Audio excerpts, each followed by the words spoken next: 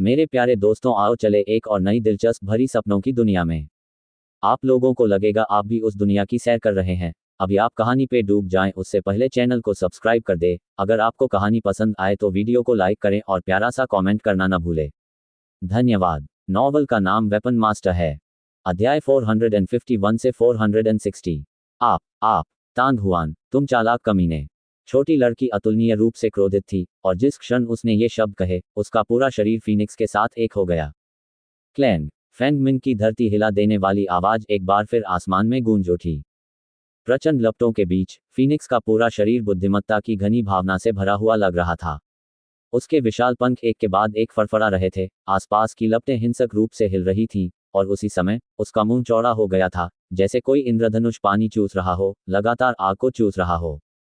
हालांकि छोटी लड़की की आवाज अब फीनिक्स के शरीर के भीतर से नहीं सुनी जा सकती थी। हाँ, जियाओ बुदियन जोर से चिल्लाया और संदेह से अपनी आंखें झपकाईं। चिंता मत करो, वह नहीं मरेगी। तांग हुआन ने मुस्कुराते हुए जियो बुदियन के सिर को थपथपाया और सीधे फीनिक्स स्टेज के नीचे पैर मोड़कर बैठ गया।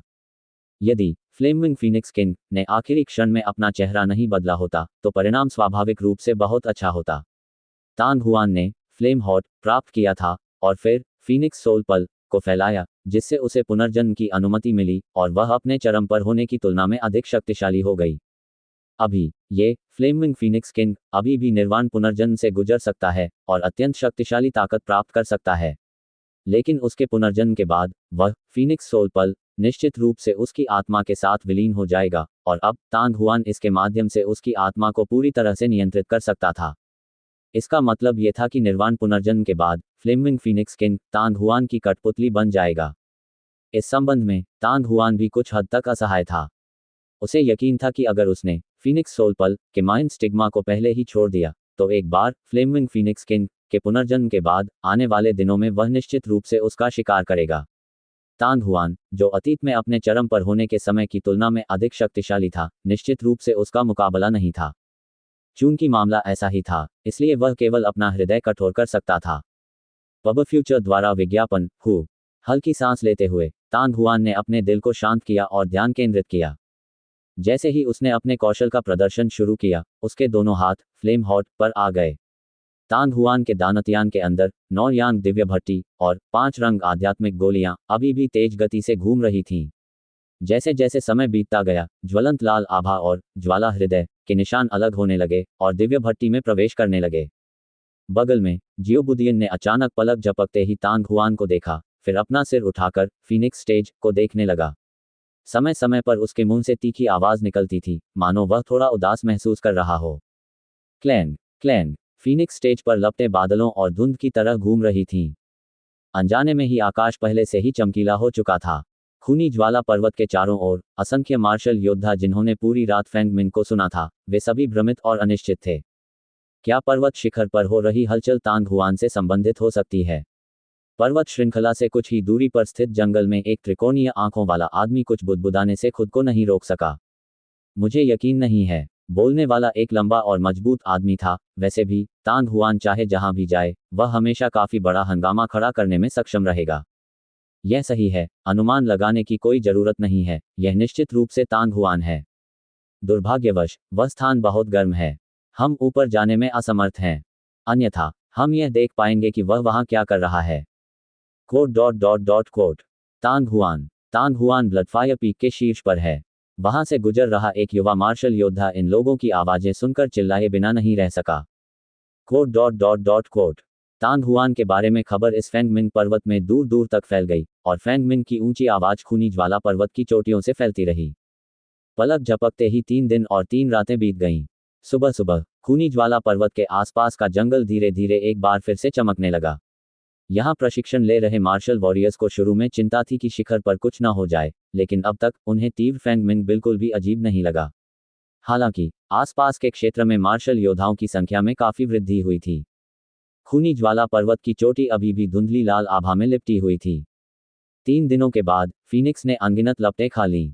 हालांकि फीनिक्स स्टेज पर लपटें थोड़ी भी कमजोर नहीं हुईं और वे हिंसक रूप से भड़कती रहीं। फीनिक्स स्टेज के नीचे तांग हुआन का शरीर एक शाश्वत जीवाश्म की तरह था, जो कभी 1 इंच भी नहीं हिला। तांग हुआन की हथेलियों में ज्वाला हृदय पहले ही पूरी तरह से गायब हो चुका था और ज्वाला हृदय तांग हुआन की नौयांग दिव्य भट्टी के भीतर पुनः निर्मित हो चुका था। इतना ही नहीं, ये निर्वाण पवित्र अग्नि की गेंद के साथ भी जुड़ गया था। जैसे ही उसका मन दिव्य भट्टी में डूबा, तांग हुआन ने इसे ध्यान से महसूस किया। जब उसने नौयांग दिव्य भट्टी को प्रवाहित किया और ज्वाला हृदय को उसकी चरम सीमा तक सक्रिय किया, तो तांग हुआन ने धीरे धीरे महसूस किया कि अंधेरे में अजीब आभा की धाराएं चल रही थीं और उसकी नौयांग दिव्य भट्टी, अधिक सटीकता से कहें तो यह भट्टी में फ्लेम हॉट से जुड़ा हुआ था। क्या ये अन्य संकेंद्रित आध्यात्मिक अग्नि के स्थान का प्रतिनिधित्व करता है? तांग हुआन का दिल द्रवित हो गया। उन्होंने क्षेत्र की सावधानीपूर्वक जांच की और पाया कि वहां कुल 3 कनेक्शन थे, एक उत्तर में, एक दक्षिण में और दूसरा पूर्व में। 3 कड़ियों का अर्थ था 3 प्रकार की आध्यात्मिक अग्नि। पहले से ही मिश्रित निर्वाण पवित्र अग्नि को जोड़ने का मतलब था कि वे 4 थे। दूसरे प्रकार की आध्यात्मिक अग्नि कहाँ चली गई? क्या ऐसा हो सकता है कि इस संसार में 5 महान आध्यात्मिक अग्नियों में से केवल 4 ही बची हों? तांग हुआन ने कुछ देर सोचा, फिर उसके मन में संदेह की एक लकीर अनियंत्रित रूप से उभर आई। बज़! अचानक तीव्र कंपन की ध्वनि सुनाई दी। गोल मंच पर प्रबल एवं भयंकर लपटें वास्तव में धीरे धीरे कमजोर पड़ने लगीं।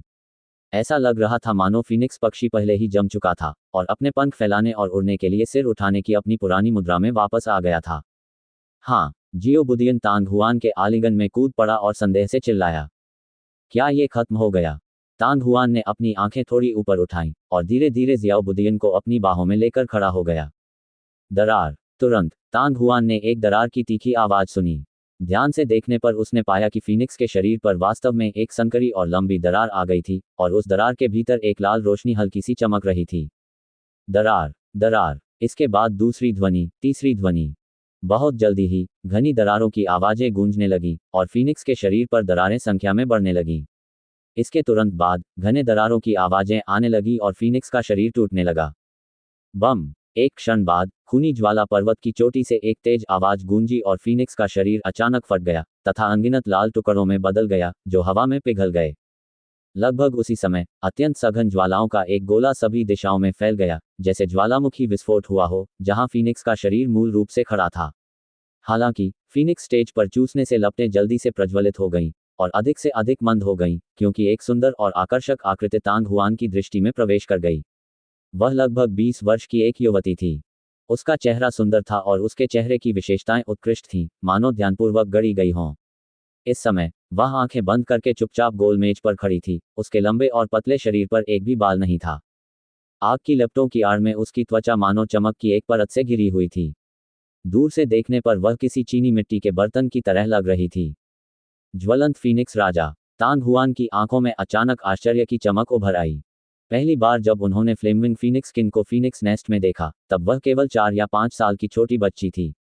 वह नक्काशीदार जेड की तरह बेहद प्यारी थी और उसके बाद ऐसा लग रहा था जैसे उसने किसी तरह की गुप्त तकनीक का प्रदर्शन किया हो और बहुत ही कम समय में वह एक परिपक्व और सुंदर महिला बन गई।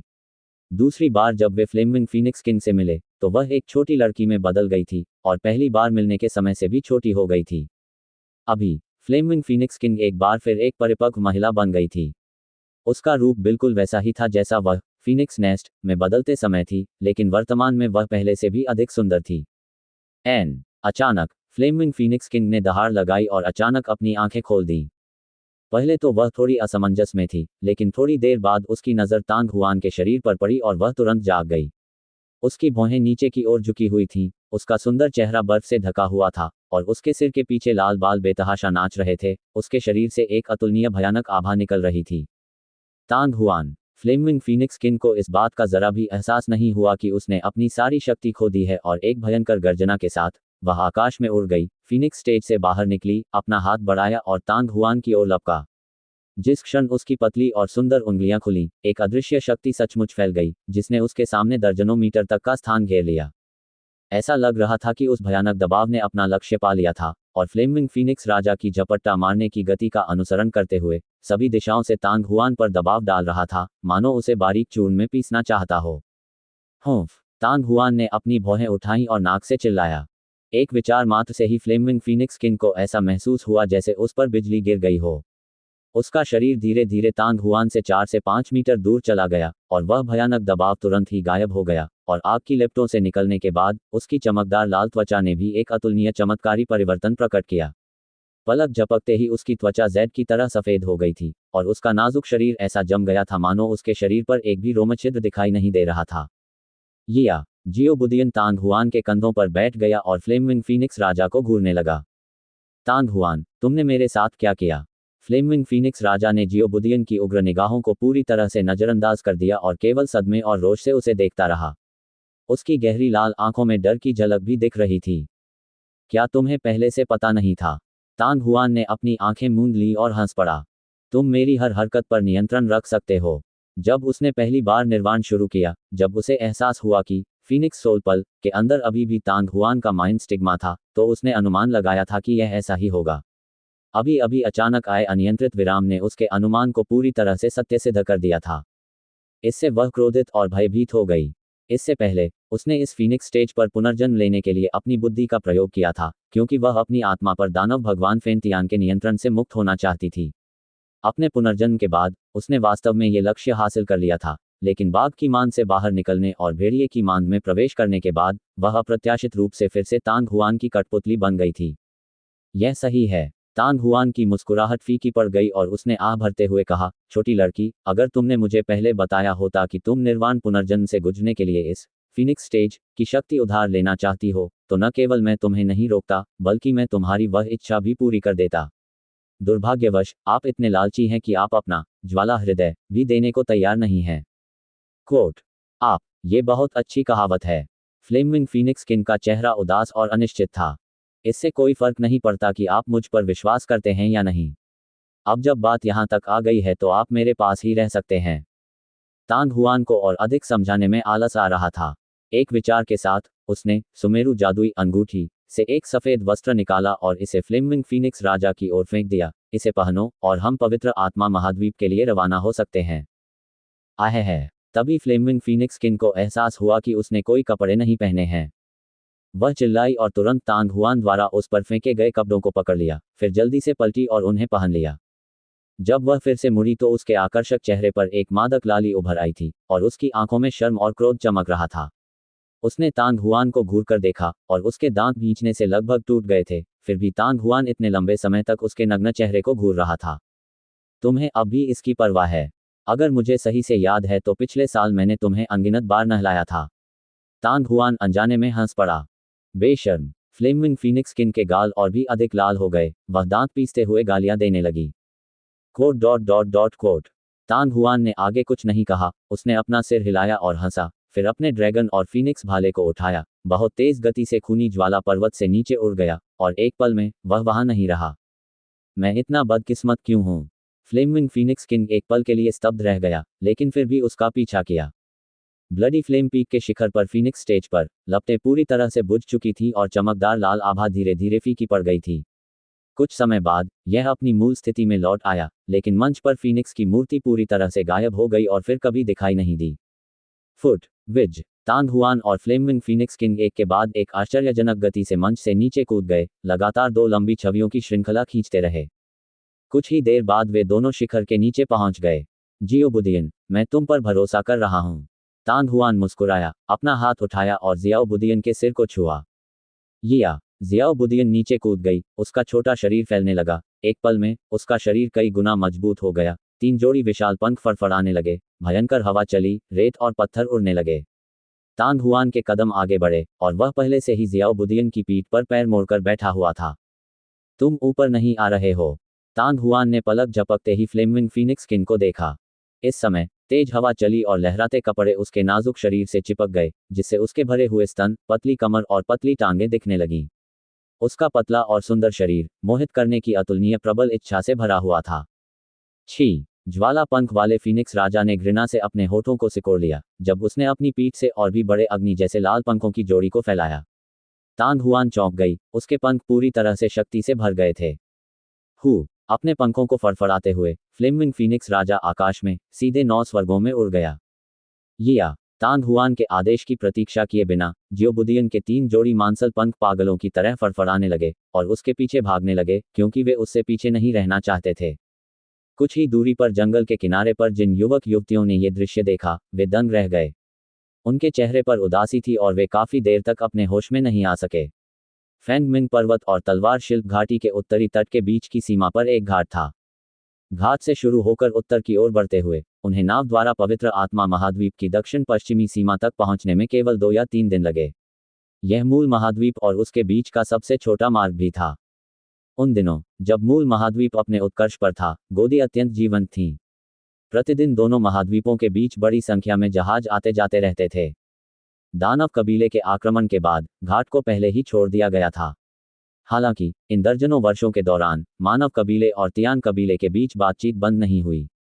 समय समय पर दोनों स्थानों के बीच नावें आती जाती रहती थीं और अधिकांश मामलों में वे नावें आगे बढ़ने से पहले आराम करने के लिए घाट पर रुकना पसंद करती थीं।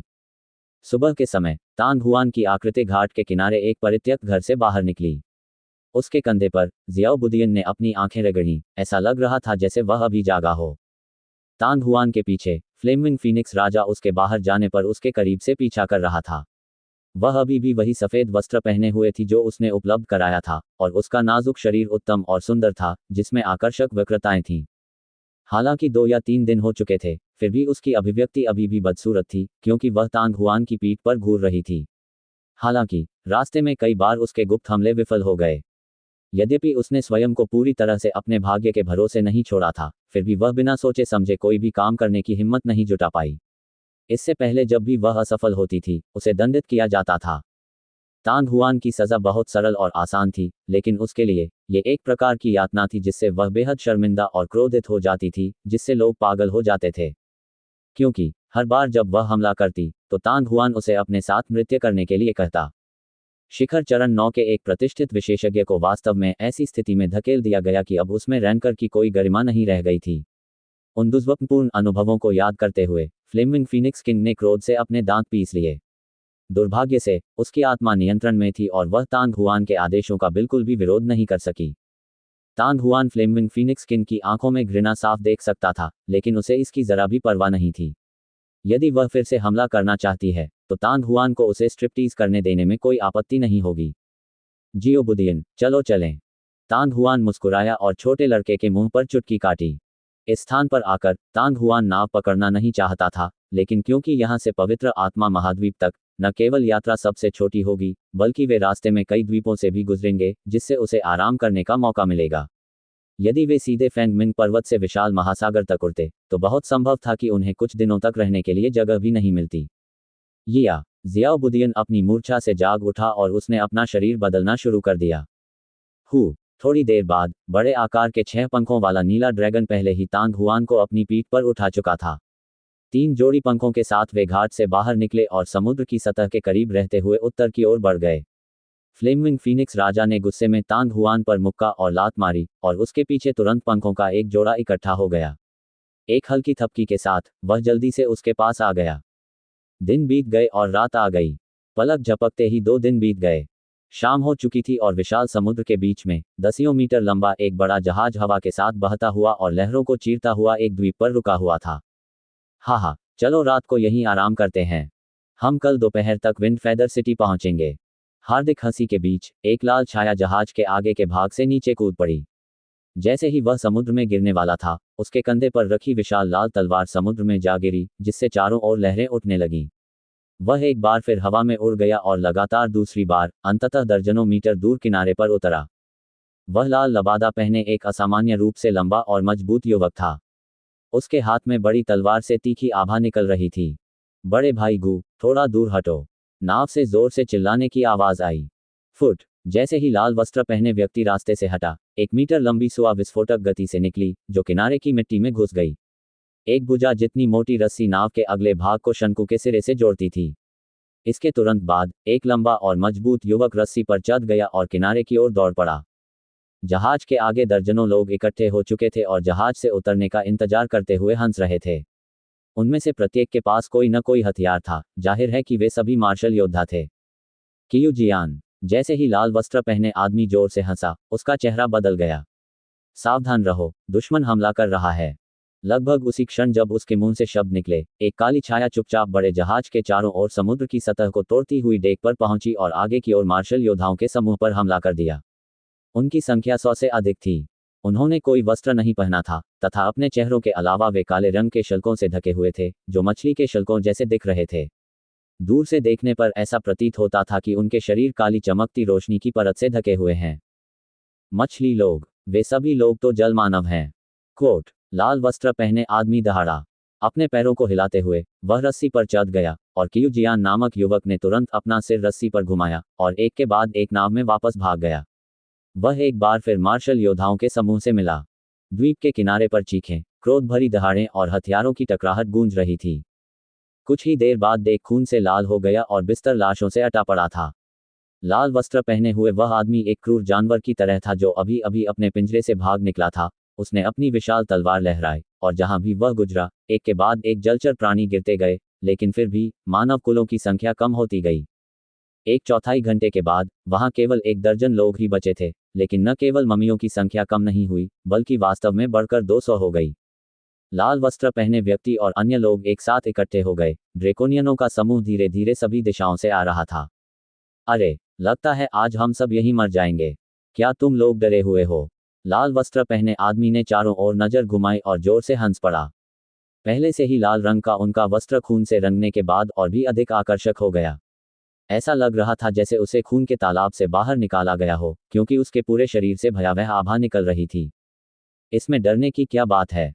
मैंने पहले ही दानव कबीले के 5 जानवरों को मार दिया है। अगर मैं अब मर भी जाऊं तो भी ये काफी होगा। कियू जियान जोर से चिल्लाया और उसके हाथ में थोड़ा धुंधला सुनहरा भाला तुरंत भिनभिनाने की आवाज करने लगा। भाले के शरीर से एक बार फिर चमकदार सुनहरी चमक निकली। मैंने भी 3 को मार डाला। यदि आप मेरी जान चाहते हैं तो आपको कम से कम इसके बदले में 2 और जिंदगियां देनी होंगी। एक और दहाड़ गूंजी। बड़े भाई गू, मैं अभी भी मरना नहीं चाहता। मैंने इससे पहले किसी महिला को चूमा तक नहीं है। इसके तुरंत बाद रोने की आवाज आई। ये सुनकर आसपास खड़े 10-10 योद्धा हंस पड़े, जबकि रोता हुआ युवक बिना किसी डर के उनकी ओर देखकर आंख मारने लगा। भाड़ में जाओ, तुम भूत से झूठ बोल रहे हो। ऐसा मत सोचो कि लाओजी को नहीं पता कि तुमने इन 2 वर्षों में क्या अच्छे काम किए हैं। लाल वस्त्र पहने व्यक्ति ने हंसते हुए डांटा, लेकिन तुरंत ही अफसोस से आह भरी। दुर्भाग्यवश इस बार हम अपना मिशन पूरा नहीं कर सकेंगे। हालांकि इस समय वह इतनी परवाह नहीं कर सकता था। भाइयों, मार डालो। जब अंतिम शब्द मार डालो बोला गया तो लाल वस्त्र पहने आदमी की अभिव्यक्ति क्रूर हो गई। क्लैंग। हालांकि इस समय एक अजीब गड़गड़ाहट जैसी आवाज अचानक द्वीप के ऊपर हवा में गूंज उठी। इस समय चाहे वह लाल वस्त्रधारी व्यक्ति हो या आसपास के ड्रेकोनियन, सभी अवचेतन रूप से ऊपर की ओर देख रहे थे। उन्होंने एक सुंदर श्वेत आकृति को आकाश से नीचे गोता लगाते देखा, जिसकी पीठ पर 2 विशालकाय अग्नि जैसे लाल पंख थे। उसकी गति आश्चर्यजनक रूप से तेज थी। तियान कबीला। लाल वस्त्र पहने व्यक्ति अचंभित रह गया और उसने अवचेतन रूप से ये 3 शब्द कहे। उन्होंने पाया कि इससे भी ऊपर एक नीली आकृति थी जो पक्षी की तरह नीचे की ओर तैर रही थी, एक जानवर की तरह, परंतु पशु की तरह नहीं। उसकी पीठ पर ऐसा लग रहा था जैसे कोई आकृति उसकी पीठ पर बैठी है, लेकिन इससे पहले कि वह कुछ समझ पाता, हवा का एक भयानक झोंका आया। ये तियान कबीले की महिला थी जो पहले ही जहाज के आगे वाले भाग पर आ बैठी थी।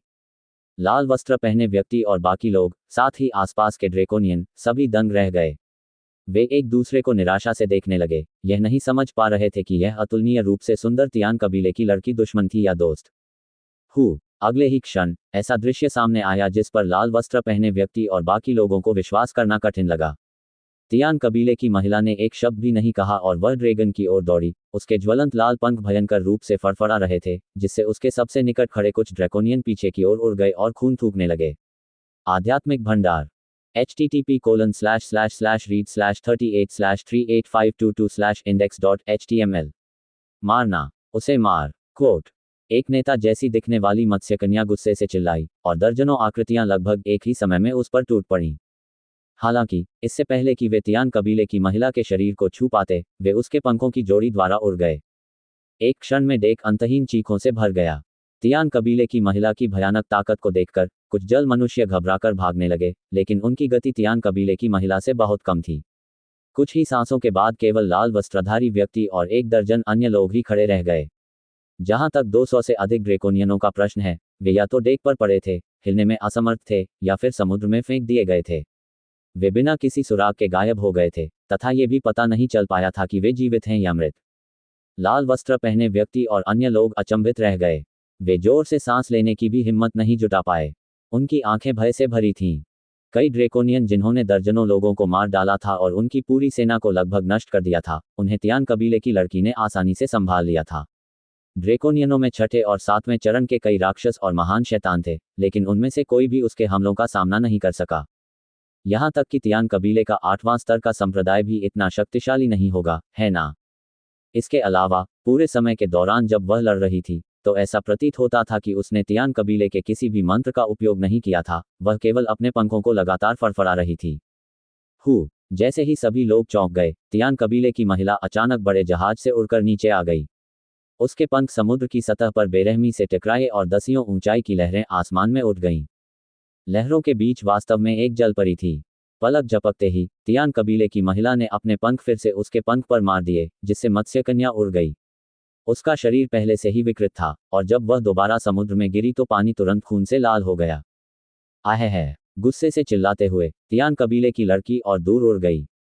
थोड़ी देर बाद उसने भी ऐसा ही किया और एक बार फिर उस घोटालेबाज को मार डाला जो भागने की कोशिश कर रहा था। ये देखकर लाल वस्त्र पहने व्यक्ति और जहाज के आगे खड़े अन्य लोग और भी अधिक आश्चर्यचकित हो गए। मादरचोद, क्या इस औरत को किसी तरह का उकसावा सहना पड़ा होगा? वह इतनी उग्र कैसे हो सकती है? लाल वस्त्र पहने आदमी ने घुटकी भरी सांस ली और धीमी आवाज में बुदबुदाया। बड़े भाई गू, आप मौत को दावत दे रहे हैं। उसकी बातें सुनकर कियूजियान नामक युवक हैरान रह गया। उसकी चिंता मत करो। लाल वस्त्र पहने व्यक्ति की हैरानी दूर हुई और वह शर्मिंदगी से मुस्कुराया। हालांकि इससे पहले कि वह अपना मुंह खोल पाता, आकाश में एक स्पष्ट आवाज गूंज उठी। इस समय उसे अंततः एहसास हुआ कि जब तियान कबीले की महिला प्रकट हुई थी, तब भी आसमान में ऊपर कोई था। भीड़ भी हैरान थी। जैसे ही वे अपना सिर उठाने वाले थे, एक आकृति तैरती हुई नीचे आई। वह काले रंग के कपड़े पहने एक लंबा और दुबला पतला आदमी था जिसका चेहरा बहुत सुंदर था। तांग हुआन, भाई तांग हुआन। अपने रूप को स्पष्ट रूप से देखने के बाद लाल वस्त्रधारी व्यक्ति और कियूजियान लगभग एक ही समय में चिल्ला उठे। उन्हें अपनी आंखों पर विश्वास नहीं हो रहा था। इसके तुरंत बाद न केवल उन दोनों की, बल्कि अन्य 10 युवकों की आंखें भी कुछ धुंधली हो गईं। तांग हुआन नामक काले कपड़े पहने आदमी के पीछे 3 जोड़ी पंखों वाला एक और आदमी उतरा। राक्षस! या 6 पंखों वाले राक्षस ने स्पष्ट चीख मारी। उसका शरीर तेजी से सिकुड़ रहा था क्योंकि वह तांग हुआन के कंधे तक उड़ गया था। उसकी गहरी नीली आंखें जिज्ञासा से घूम रही थीं। आध्यात्मिक जानवर, नीला ड्रैगन। 6 पंखों वाला नीला ड्रैगन। कोट। कुछ विस्मयकारी ध्वनियां सुनाई दी। कुछ लोगों ने ज़ियाओ बुदियन की उत्पत्ति को पहचान लिया। इसके तुरंत बाद कई युवा, जिन्हें यह एहसास नहीं था कि क्या हुआ था, अंततः समझ गए कि तांग हुआन 2 शब्दों का क्या मतलब है।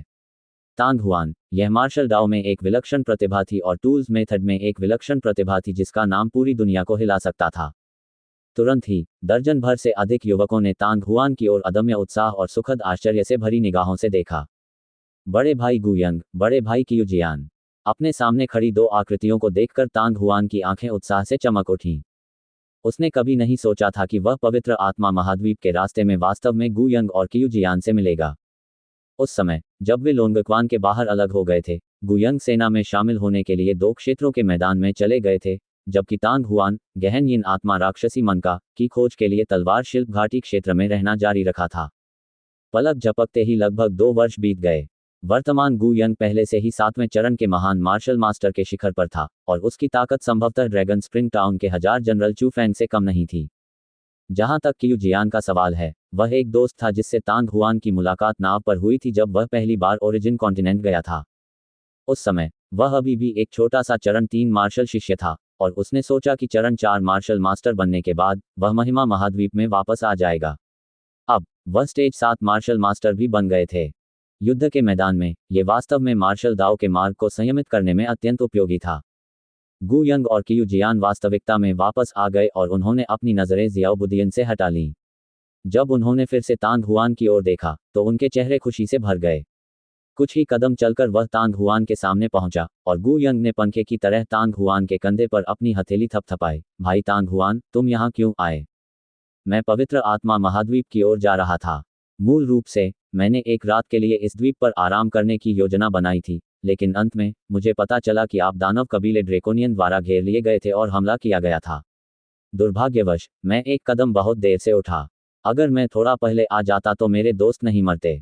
डेक पर मानव कबीले की कई लाशों को देखकर तांग हुआन ने आह भरी। भाई तांग हुआन, आपको खुद को दोष देने की जरूरत नहीं है। पूरे रास्ते में हम शांत और शांतिपूर्ण रहे और किसी भी खतरे का सामना नहीं किया, लेकिन किसने सोचा था कि जब हम पवित्र आत्मा महाद्वीप के करीब होंगे तो हमें चारों ओर इतने सारे ड्रैग्स का सामना करना पड़ेगा। यदि आप और तियान कबीले की महिला समय पर प्रकट न होते तो हम पूरी तरह से नष्ट हो गए होते। गु यंग ने चारों ओर नजर घुमाई और उसे भी थोड़ा दुख हुआ, जबकि क्यू जियान और उसके आसपास के सभी लोगों के चेहरे उदासी से भरे हुए थे। दानव कबीले के साथ लड़ते समय युद्ध में मरने में सक्षम होना, मरना इसके लायक है। बहुत जल्दी गु यंग ने खुद को फिर से संभाला, खुद को खुश किया और जोर से चिल्लाया, सभी लोग उदास मत हो, चलो पहले यहाँ सफाई करते हैं और हमारे सभी शवों को दफनाते हैं। भविष्य में हम उन सभी को घर ले आएंगे। जी श्रीमान। जैसे ही रात हुई, द्वीप पर 2 अलाव जलाए गए। एक अलाव के मध्य में तांग हुआन, गु यंग और कियू जियान घेरा बनाकर बैठे हुए थे, जबकि शियाओ बुदियन का पेट भरा हुआ था और वह गहरी नींद में सो रहा था। कुछ ही दूरी पर 1 दर्जन युवक एक अन्य अलाव के चारों ओर बैठे थे, जबकि फ्लेमिंग फीनिक्स किंग समुद्र के किनारे दर्जनों मीटर दूर एक विशाल चट्टान पर पैर मोड़कर बैठा था। उसका चेहरा शांत था और शाम को हुए नरसंहार ने उसके सीने में जमा सारा गुस्सा बाहर निकाल दिया था। फेउन। तांग हुआन थोड़ा हैरान हुआ जब उसने गु यंग और कियू जियान को देखा। क्या आप लोग भी फेउन शहर जाना चाहते हैं? गु यंग ने धीरे से अपना सिर हिलाया और भारी आवाज में कहा, वास्तव में हमारी यह यात्रा महामहिम वान के आदेश के तहत थी। उसने सोचा था कि उसका ठिकाना गुप्त रहेगा, लेकिन फिर भी उसकी पोल खुल जाएगी। मैंने शुरू में सोचा था कि उन्होंने अनजाने में जिंग जांग के रहस्य को तोड़ दिया है। हालांकि इस बारे में सोचने पर यह स्पष्ट है कि वे पहले से ही यहाँ इंतजार कर रहे हैं। कोट। शायद आपके रवाना होने से पहले ही यह खबर लीक हो गई थी। तांग हुआन ने भौहें सिकोड़ते हुए कहा, जहां तक मुझे पता है, दानव कबीले के ड्रेकोनियन मूल महाद्वीप के दक्षिणी भाग में और मूल महाद्वीप और शांत महाद्वीप के बीच के समुद्री क्षेत्र में रहते हैं। आध्यात्मिक भंडार http://read/38/38522/index.html। इससे पहले तांग हुआन एक बार दानव कबीले ड्रेकोनियन से मिला था। जब क्रिसेंट सिटी के बाहर उन पर घात लगाकर हमला किया गया और उनकी हत्या कर दी गई, तो शालोंग साम्राज्य के ड्रैकोनियनों ने तांग जियोंग और अन्य के खिलाफ जमकर लड़ाई लड़ी। वे लोग बहुत समय से क्रोध के सागर में छिपे हुए थे। उस हत्या के प्रयास के बाद वे वहां से नहीं गए और अंत में मानव कबीले की सेना द्वारा उनका सफाया कर दिया गया। गोब्लिन सागर एक ऐसी भूमि थी जिससे केवल मूल महाद्वीप और महिमा महाद्वीप ही गुजर सकते थे, इससे वहां हवा और बारिश हो सकती थी। हालांकि मूल महाद्वीप और गॉब्लिन राजा के बीच के समुद्री क्षेत्र में छिपने का कोई मूल्य नहीं था। गॉब्लिन राजा स्पष्ट रूप से गु यंग और अन्य लोगों से निपटने के लिए यहां आया था। इसके अलावा केवल गु यंग और बाकी लोगों के साथ एक ही समय पर निकलने पर ही ड्रेकोनियन उन पर घात लगाने में सक्षम होंगे। ये वास्तव में ऐसा ही है। क्या ये हो सकता है कि हमारी मानव मित्र सेना के पास जासूस हों? गु यंग और कियू जियान ने स्पष्ट रूप से एक ही बात सोची थी। जल्दी से एक दूसरे की ओर देखने के बाद कियू जियान ने कुछ हद तक हैरान और अनिश्चित तरीके से पूछा, यह कैसे संभव है? गु यंग ने अवचेतन रूप से अपना सिर हिलाया। हमारी यात्रा के बारे में जानने वाले केवल मानव मित्र सेना के 3 जनरल थे, वे जासूस कैसे हो सकते हैं? कोट। कियू जियान अवाक रह गया। वास्तव में मानव सहयोगी बलों के कमांडर के दानव कबीले के लिए जासूस बनने की संभावना 0 के करीब थी, लेकिन यह खबर कैसे लीक हुई? बड़े भाई गु यंग, बड़े भाई कियू जियान, महामहिम सूर्य प्रकाश राजा ने आप लोगों को उड़ते बादल शहर में भेजा है। क्या कोई महत्वपूर्ण मिशन है? तांग हुआन ने कुछ उत्सुकता से पूछा। भाई तांग हुआन, आपको ये बताने में कोई बुराई नहीं है। उन दोनों ने एक दूसरे को देखा और फिर गु यंग तुरंत तांग हुआन के कान के करीब आ गई। वह बोलने ही वाला था, लेकिन उसे कुछ सूझा और उसने जल्दी से अपनी आवाज धीमी कर ली। अगर हम यहाँ बोलेंगे तो क्या वह हमें सुन पाएगी? ऐसा कहकर गु यंग ने दूरी पर फ्लेमिंग फीनिक्स राजा की ओर इशारा किया। उस भयानक रूप से मजबूत तियान कबीले की महिला ने उसे और कियू जियान दोनों को बेहद डरा दिया। उन्होंने अपने दिल में यह भी अनुमान लगाया कि वह संभवतः तियान कबीले की 9वें चरण की विधि संत थी, क्योंकि इतनी मजबूत साधिका के लिए भले ही वे दसियों मीटर दूर हों, फिर भी वे चीजों की आवाज को स्पष्ट रूप से सुन पाएंगे। चिंता मत करो, अगर उसने ये सुन भी लिया तो भी वह इसे लीक नहीं करेगी। तांग हुआन हल्का सा मुस्कुराया। तो फिर मैं कहूंगा। तांग हुआन के आत्मविश्वास भरे भाव को देखकर गु यंग और कियू जियान दोनों थोड़े सशंकित थे। हालांकि गु यंग जानता था कि तांग हुआन ऐसा व्यक्ति नहीं था जो बिना सोचे समझे बोलता, और थोड़ी देर बाद उसने एक गहरी सांस ली और कहा, कियू जियान और मैंने 2 लोगों के मैदान के किनारे एक विशाल जादुई सार पत्थर की नस की खोज की। वहां उत्पादित जादुई सार पत्थरों की गुणवत्ता बहुत अधिक है, उनमें से लगभग सभी स्वर्ग स्तर से ऊपर हैं, और उनमें से कई तो पवित्र स्तर पर भी हैं। थोड़ी देर रुकने के बाद गुयंग ने कहा, यदि उन सभी को निकाला जाता है तो मेरा अनुमान है कि संत रैंक के दानव सार पत्थरों की संख्या 5000 से अधिक होगी। 5000 संत रैंक दानव सार पत्थर, तांग हुआन ने हौंकते हुए कहा। पवित्र आत्मा महाद्वीप में उसके पास केवल उच्च गुणवत्ता वाले दानव सार पत्थर ही थे। उसने कभी नहीं सोचा था कि दो लोगों के मैदान में भी ये होंगे। इस पल में तांग हुआन को एहसास हुआ कि इस तरह की नस निश्चित रूप से तियान कबीले के प्रति अत्यंत घातक आकर्षण होगी। हमारे अलावा केवल हमारे सनशाइन किंग महामहिम ही इस दानव सार पत्थर की खदान के बारे में जानते हैं। यहाँ तक कि शालोंग साम्राज्य और मोयुन साम्राज्य के कमांडरों को भी इसके बारे में पता नहीं है। इस मिशन के संबंध में शाही महामहिम ने शालोंग और दो मोयुन के कमांडर को केवल इतना बताया कि वह हमें उड़ते हुए बादल शहर में भेज रहे थे ताकि तियान कबीले के साथ गोल्डन सिल्कवर्म स्पिरिट ड्यू का आदान प्रदान किया जा सके और कुछ कीमती सामग्री को महामहिम महान पूर्वज सम्राट को उपहार स्वरूप दिया जा सके ताकि दिव्य आयुध का निर्माण किया जा सके। गुयंग ने आगे कहा, जहाज पर मौजूद अन्य भाइयों को भी यही लगता था कि यही हमारा मिशन है, और वे नहीं जानते थे कि हमारा असली मिशन वास्तव में उस खदान से जुड़ा हुआ था। ओह, तांग हुआन ने सिर हिलाया और अवचेतन रूप से पूछा, महाराज सनलाइट उस नस का उपयोग करने की योजना बना रहे हैं। वर्तमान में ग्लोरी कॉन्टिनेंट और ओरिजिन कॉन्टिनेंट द्वारा प्राप्त किए जा सकने वाले रत्नों की संख्या कम होती जा रही है, और होली स्पिरिट कॉन्टिनेंट के दानव सार पत्थर संभवतः कोई अपवाद नहीं है। तियान कबीले पर दानव सार पत्थरों की इतनी बड़ी नस के प्रभाव की कल्पना की जा सकती है। यदि उन्हें इस खदान के बारे में पता चल जाता तो तियान कबीले के सभी जादूगरों की आंखें लाल हो जाती। मैं इस बारे में निश्चित नहीं हूँ। गुयंग ने अपना सिर हिलाया। मेरे पास एक पत्र है जो शाही महाराज ने महान कबीले के बुजुर्ग को लिखा था। महामहिम वांग क्या सोचते हैं, उसके अनुसार इस पर लिखा जाना चाहिए। यहाँ बात करते हुए गुयंग हंसे। इस भावना के साथ, भले ही उसने तियान कबीले को सेना में शामिल होने और दानव कबीले पर हमला करने के लिए कहा, तियान कबीला शायद सहमत हो जाएगा। महाराज सूर्य प्रकाश राजा, मुझे यह मत बताइए कि वह तियान कबीले के साथ हाथ मिलाने और एक साथ दानव कबीले पर हमला करने के लिए दानव स्रोत पत्थर की परत उधार लेना चाहता है। तांग हुआन का दिल द्रवित हो गया। हालांकि तियान कबीला हमेशा इससे बाहर रहा था और हमेशा शक्तिशाली रहा था। यदि मानव कबीला और तियान कबीला एकजुट हो जाएं, तो दानव कबीले को खत्म करना असंभव होगा, लेकिन इसे पूरी तरह से नष्ट करने में हजारों या सैकड़ों साल लगेंगे। यह गुयंग और कियू जियान ने एक दूसरे को देखा। भूल जाओ, हम महाराज वांग के अनुसार इस बड़े मामले का ध्यान रखेंगे। हमें केवल पत्र पहुंचाने का काम संभालना है और फिर यह माना जाएगा कि हमने मिशन पूरा कर लिया है। थोड़ी देर बाद गुयंग ने अपना हाथ हिलाया और हंसा, फिर तांग हुआन की ओर कुछ प्रत्याशा के साथ देखा और कहा, भाई तांग हुआन, चूंकि हम दोनों क्लाउड स्काई सिटी जा रहे हैं, तो क्यों न हम कल एक साथ चलें। तुम्हारे यहाँ होने से भले ही आगे और भी दानव कबीले हमें रोकने के लिए आए, हमें चिंता करने की कोई ज़रूरत नहीं है। जरूर, चलो साथ में उड़ते बादल शहर चलते हैं। महान गुयंग ने हंसते हुए जोर से कहा, भाइयों, अब से तांग हुआन ब्रदर्स हमारे साथ चलेंगे। भाई तांग हुआन, इस विशेषज्ञ के साथ हर किसी के जीवन को चिंतित होने की आवश्यकता नहीं है। कोट। उसकी बातें सुनकर तांग हुआन हंस पड़ा, जबकि अलाव के पास खड़े दर्जनों अन्य युवक उत्साह से चिल्ला उठे। जब उन्होंने तांग हुआन को देखा तो उनके लिए अपनी आंखों में प्रशंसा और प्रशंसा को छिपाना मुश्किल हो गया। दर्जनों मीटर दूर फ्लेमिंग फीनिक्स किंग अपने लाल होठों को फुलाने से खुद को रोक नहीं सका। अगले दिन जैसे ही भोर हुई, वह बड़ा जहाज द्वीप से रवाना हुआ और उत्तर की ओर अपनी यात्रा जारी रखी। 5 स्टेज 6 मार्शल मास्टर्स ने नाव के अंदर जादू की सरनी को सक्रिय करने के लिए सहयोग किया। जहाज की गति धीरे धीरे बढ़ती गई, हवा के साथ साथ वह रास्ते में लहरों को भी चीरता हुआ आगे बढ़ता गया। दोपहर के समय एक असीम समुद्र तट धीरे धीरे सभी की दृष्टि में आ गया। ये पवित्र आत्मा महाद्वीप था।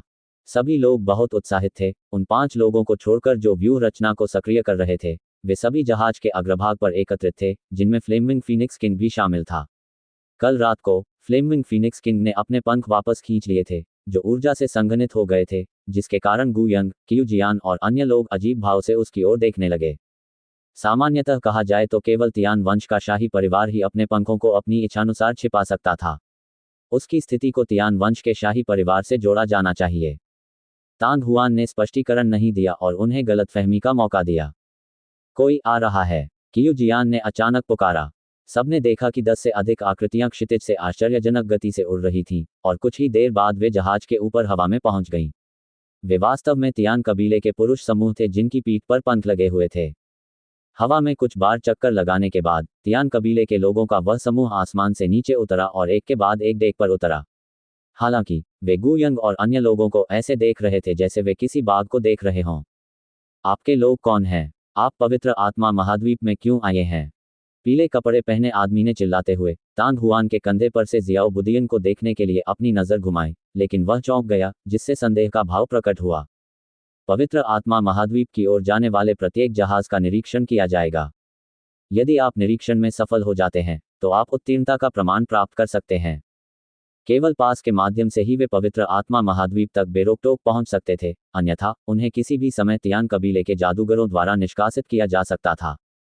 उपस्थिति में भारी अंतर के कारण भले ही मानव कबीले के लोग और दानव कबीले के लोग गश्त से बचते हुए पवित्र आत्मा महाद्वीप में घुस जाते, उनके लिए लंबे समय तक यहाँ रहना मुश्किल होता और शहर में प्रवेश करना तो और भी मुश्किल होता। इसलिए चाहे वह मानव कबीला हो या दानव कबीला, यदि वे पवित्र आत्मा महाद्वीप प्राप्त करना चाहते थे तो उन्हें उचित मार्ग अपनाना ही था। मैं गुयंग हूँ। नमस्कार तियान कबीले के मित्रों। गुयंग ने अपने हाथों को मोड़कर मुस्कुराते हुए कहा, मैं महान तांग साम्राज्य का अधीनस्थ राजा का 1000 सेनापति हूँ। मुझे महान कुल के बुजुर्ग को सम्मान देने के लिए क्लाउड सिटी जाने का आदेश दिया गया है। यह मेरा भरोसा है। जैसे ही उसने ये कहा, गुयंग ने अपनी छाती से एक गोल जेड टैबलेट निकाली। जैसे ही उसने बात की, गुयंग ने जेड टैबलेट को सौंप दिया और उसी समय चुपके से पीले कपड़े वाले आदमी के हाथों में एक स्वर्ग चरण दानव सार पत्थर रख दिया। ये स्पष्ट था कि उसने राक्षस सार पत्थर का ग्रेड निर्धारित कर लिया था। हालांकि वह जल्दी से शांत हो गया और अपने चेहरे पर एक संतुष्ट मुस्कान के साथ गुयंग को देखा, क्योंकि वह बार बार जेड टैबलेट को पढ़ रहा था, अपना सिर हिलाते हुए। यह सही है, मैंने इसे कुछ बार देखा है, ये वास्तव में तांग राजवंश के प्रतिबिंबित राजा का पदक है। जुवान यू, उसे अपना पास दे दो। हाँ, तियान कबीले का एक युवक आगे बढ़ा और उसने एक हरा पत्ता निकालकर गुयंग को दे दिया। ये पास है। तांग हुआन ने गुयंग के हाथ में पत्ते को ध्यान से देखा। पत्ता हथेली जितना बड़ा और बिल्कुल साफ था। पत्ते पर नसें स्पष्ट रूप से देखी जा सकती थीं, जैसे कि वे जैड से बने हों। आकार उसके पिछले जीवन में मेपल के पत्तों के समान था और इस जैड के टुकड़े से तांग हुआन वास्तव में एक सघन जीवन शक्ति महसूस कर सकता था। पकड़ना। पीले कपड़े पहने आदमी ने भी अपने हाथ में रखा जेड टोकन गुयंग की ओर फेंका। आपका बहुत बहुत धन्यवाद। गुयंग ने जेड टैबलेट प्राप्त किया और अपने दोनों हाथों को आपस में जोड़कर मुस्कुराया। चल दर। पीले कपड़े पहने आदमी ने सिर हिलाया और पीछे मुड़ गया। उसके हाथ की एक लहर से उसकी पीठ पर पंख फैल गए थे। हालांकि जैसे ही वह आसमान में उड़ने वाला था, उसे कुछ विचार आया। इससे पहले कि वह बोलना समाप्त करता, वह पहले ही पलट चुका था। गुयंग चौंक गई। ये दोस्त, आप उड़ते बादल शहर में जा सकते हैं, लेकिन उसे पवन पंख शहर में ही रहना होगा। पीले कपड़े पहने आदमी ने आंखें मूंद ली और अचानक अपना हाथ उठाकर तांग हुआन की ओर इशारा किया। ऐसा क्यों? पीले कपड़े वाले आदमी की बातें सुनकर गुयंग, क्यूजियान और बाकी सभी भ्रमित हो गए। तियान कबीले के बाकी लोगों ने भी एक दूसरे को देखा, मानो वे आश्चर्यचकित थे। आध्यात्मिक भंडार http://read/38/385222/index.html। वह जिस जानवर को ले जा रहा है वह एक अज्ञात प्रजाति है। ये पवित्र आत्मा महाद्वीप में प्रवेश करने के लिए उपयुक्त नहीं है। पीले कपड़े वाले आदमी ने गहरी आवाज में कहा। अज्ञात प्रजाति। जब गुयंग, क्यूजियान और अन्य लोगों ने यह सुना, तो वे निराशा से एक दूसरे को देखने लगे। तुरंत गुयंग ने भौहें सिकोड़ी और जैसे ही वह बोलने वाला था, पीले कपड़े वाला आदमी उदासीनता से मुस्कुराया और विषय बदल दिया। बेशक उसके लिए आपके साथ पवित्र आत्मा महाद्वीप में जाना और क्लाउड स्काई सिटी की यात्रा करना असंभव नहीं है, लेकिन उसे उस अज्ञात प्रजाति को विंड फेदर सिटी में छोड़ना होगा और उसे हमारी देखभाल के लिए वहीं छोड़ना होगा। जब हम भविष्य में पवित्र आत्मा महाद्वीप छोड़ेंगे तो हम इसे अपने साथ ले जाएंगे। क्या? गुयंग, क्यूजियान और अन्य लोगों के चेहरे तुरंत बदसूरत हो गए। इस समय वे पीले वस्त्र वाले व्यक्ति के इरादे कैसे नहीं समझ पाए। यद्यपि उसने कहा कि वह एक अज्ञात प्रजाति है, परंतु वास्तव में वह पहले से ही ब्लू ड्रैगन की पहचान कर चुका था और उसे पाने की लालसा कर रहा था। यदि उसने जो कहा वह सच था, तो यदि वह ब्लू ड्रैगन को फेंग्यू शहर में छोड़ देता, तो भविष्य में जब वह उसे वापस लेता, तो उसे अपने लिए लेने का कोई न कोई बहाना ढूंढ लेता। हालांकि उसकी भूख बहुत बड़ी थी। वह ब्लू ड्रैगन जैसे आध्यात्मिक जानवर पर भी कब्जा करना चाहता था। जब उन्हें कारण समझ में आया तो गुयंग और बाकी सभी ने मन ही मन उपहास किया। उसके सामने तियान कबीले के सभी लोग कमजोर थे। सबसे आगे वाला व्यक्ति संभवतः 7वें चरण पर ही था। तांग हुआन की तो बात ही छोड़िए, जो 8वें चरण के मार्शल लॉर्ड का शिखर था, यहाँ तक कि गु यंग भी उसे आसानी से हरा सकती थी। बेशक अभी तक स्थिति ऐसी नहीं थी कि उन्हें कोई कार्रवाई करनी पड़े। तियान कबीले की महिला जो तांग हुआन के साथ यात्रा कर रही थी, उसके पास न केवल चरण 9 के विधि संत की शक्ति थी, बल्कि वह तियान कबीले के शाही परिवार की सदस्य भी थी। पलक झपकते ही गु यंग और बाकी सभी लोग फ्लेमिंग फीनिक्स किंग की ओर देखने लगे। लेकिन बहुत जल्दी ही वे अचंभित रह गए। जो कुछ हो रहा था उस पर उसने कान बंद कर लिया और 10 मीटर दूर रेलिंग पर झुकी रही, जिससे तेज समुद्री हवा उसके लाल बालों और सफेद वस्त्रों को उड़ा ले गई। क्या तमाशा चल रहा है? इस समय हर कोई फ्लेमिंग फीनिक्स किंग की आकृति की सराहना करने के मूड में नहीं था। उसकी उदासीन नज़र ने गु यंग को मन ही मन कोसने पर मजबूर कर दिया और उसका दिमाग तेजी से घूमने लगा। तांग हुआन को फेंग्यू शहर में छोड़ना असंभव था। स्वाभाविक रूप से तांग हुआन के आध्यात्मिक जानवरों को तियान कबीले के इस समूह की हिरासत में छोड़ना और भी अधिक असंभव था। इस तरह से वह केवल उनसे लड़ सकता था, लेकिन अगर ऐसा हुआ तो इससे महामहिम वांग द्वारा दिए गए मिशन में देरी होगी। अगले ही पल गु यंग ने अपने दांत भींच लिए। यदि यह सिर्फ एक छोटी सी लड़ाई होती तो इससे मिशन में देरी होती, लेकिन यदि वह मामले को तूल दे देता तो उसके लिए यह आसान हो जाता। कियू जियान के साथ कुछ नजरों का आदान प्रदान करने के बाद गु यंग की अभिव्यक्ति डूब गई। अपनी महान तलवार को थामे हुए उसने एक कदम आगे बढ़ाया, लेकिन इससे पहले कि वह कुछ कह पाता, तांग हुआन की हंसी पहले ही सुनाई दे चुकी थी। दोस्त, क्या तुम सच में मुझे फेंग यू शहर में रखना चाहते हो? ऐसा नहीं है कि मैं चाहता हूं कि तुम पवन पंख शहर में रहो। बात सिर्फ इतनी है कि तुम्हारा आचरण तियान कबीले के नियमों के विरुद्ध है, इसलिए तुम्हें शहर में ही रहना होगा। पीले कपड़े वाला आदमी हंसा। मेरे तियान कबीले के नियम हमेशा से ऐसे ही रहे हैं। यदि किसी अन्य कबीले का कोई व्यक्ति पवित्र आत्मा महाद्वीप में प्रवेश करना चाहता है तो उसे नियमों का पालन करना होगा, कोई भी अपवाद नहीं है। यदि आप इस अज्ञात प्रजाति को विंडविंग सिटी में छोड़ने के लिए तैयार हैं तो आप स्वाभाविक रूप से उनके जैसे बन सकेंगे और पवित्र आत्मा महाद्वीप से बिना किसी बाधा के गुजर सकेंगे। कोट, खूब कहा है। तांग हुआन हंसा, फिर उसने अपना हाथ उठाकर जियो बुदियन के सिर के ऊपर गोल्डन हॉर्न को सहलाया। जियो बुदियन, क्या तुम खुद फेंग यू शहर में रहने को तैयार हो? या जियाओ बुदियन ने अपना सिर खड़खड़ाते ड्रम की तरह हिलाया। ये देखकर कि छोटा लड़का कितना बुद्धिमान था, पीले कपड़े पहने आदमी के चेहरे पर लालच की चमक आ गई और जिस नज़र से उसने जियाओ बुदियन को देखा वह और भी अधिक भावुक हो गई। ठीक है, मैं तुम्हारे साथ विंड फेदर सिटी में रहूंगी। तांग हुआन थोड़ा मुस्कुराया, लेकिन तुरंत कुछ अफसोस के साथ कहा, दोस्त, कृपया इस वस्तु को महानुभाव को लौटा दो और उनसे कहो कि मैं उनसे मिलने में असमर्थ हूं। आध्यात्मिक भंडार। भगवान। पीले वस्त्र पहने व्यक्ति जोर से हंसा और पीछे मुड़कर बोला, भाइयों, मैंने गलत तो नहीं सुना? उसने प्रभु कहा। ये सुनकर तियान कबीले के कई लोग हंसने से खुद को रोक नहीं पाए।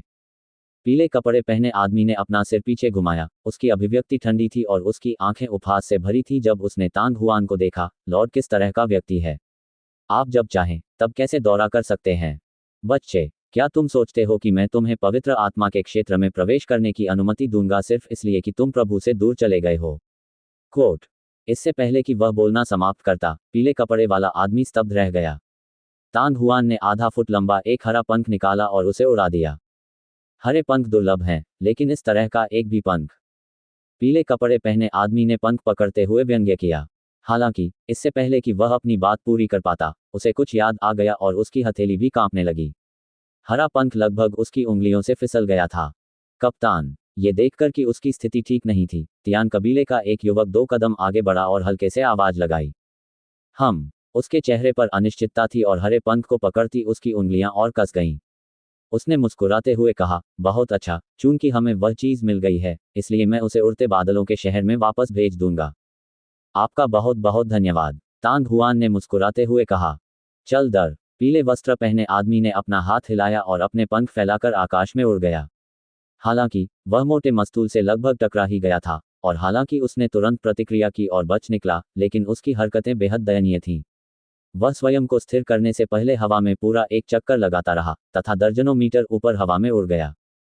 तियान कबीले के कई लोगों ने एक के बाद एक उसका पीछा किया, लेकिन उसकी हरकतें देखकर वे सभी बेहद हैरान हो गए। भाई तांग हुआन, आपने अभी जो कहा वह सच नहीं हो सकता, है ना?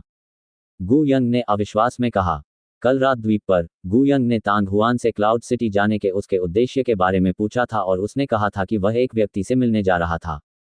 उसने तांग हुआन को यह कहते हुए सुना कि वह स्वर्ग के आत्मिक क्षेत्र में तियान कबीले के एक युवा विशेषज्ञ से मिला था, इसलिए उसे इसकी ज्यादा परवाह नहीं थी।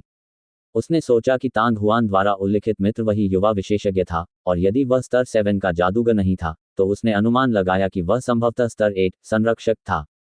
लेकिन तांग हुआन ने अभी जो कहा था उसे सुनने के बाद, वह जिस व्यक्ति से मिलना चाहता था वह वास्तव में तियान कबीला जिंग मेंग था। जब आसपास के लोगों ने ये सुना, तो क्यू जियान और अन्य लोगों की नज़र भी उस पर पड़ी। ये स्पष्ट था कि उनके मन में भी यही संदेह था। यह कैसे संभव है? तांग हुआन हंसा, मैं तो बस उसे डराने की कोशिश कर रहा था। मैंने सुना है कि तियान कबीले जिंग मेंग ने सैकड़ों वर्षों से खुद को अतिथि के रूप में नहीं दिखाया है।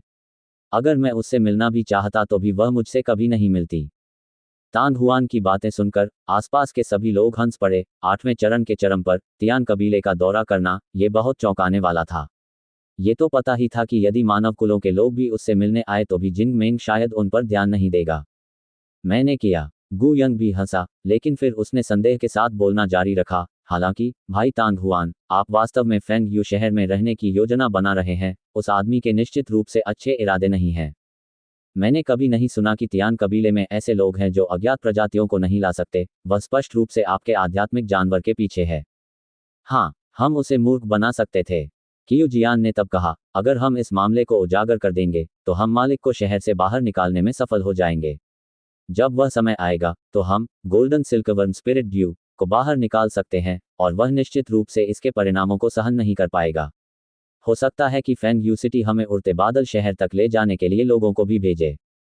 तियान कबीले के लिए स्वर्ण रेशम की आत्मा ओस एक अनमोल खजाना था, जो चरण 9 धर्म संत बनने की संभावनाओं को बहुत बढ़ा देता था। यदि ये खजाना उजागर हो जाए तो तियान कबीले में कोई भी इसे गुप्त रूप से चुराने की हिम्मत नहीं करेगा। इसके विपरीत, यदि इसे छिपा दिया जाए तो दूसरों के लिए इसे छीनना आसान हो जाएगा। इतनी सारी परेशानी उठाने की कोई जरूरत नहीं है।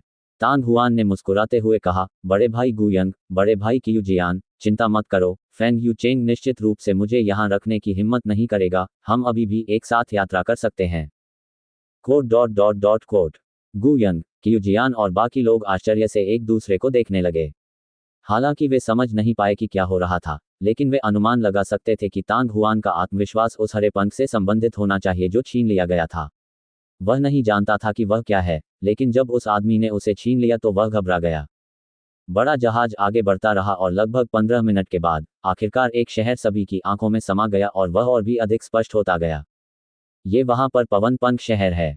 शहर के ऊपर आसमान में समय समय पर लोगों को उड़ते हुए देखा जा सकता था। कुछ ही देर बाद बड़ा जहाज घाट पर आ गया।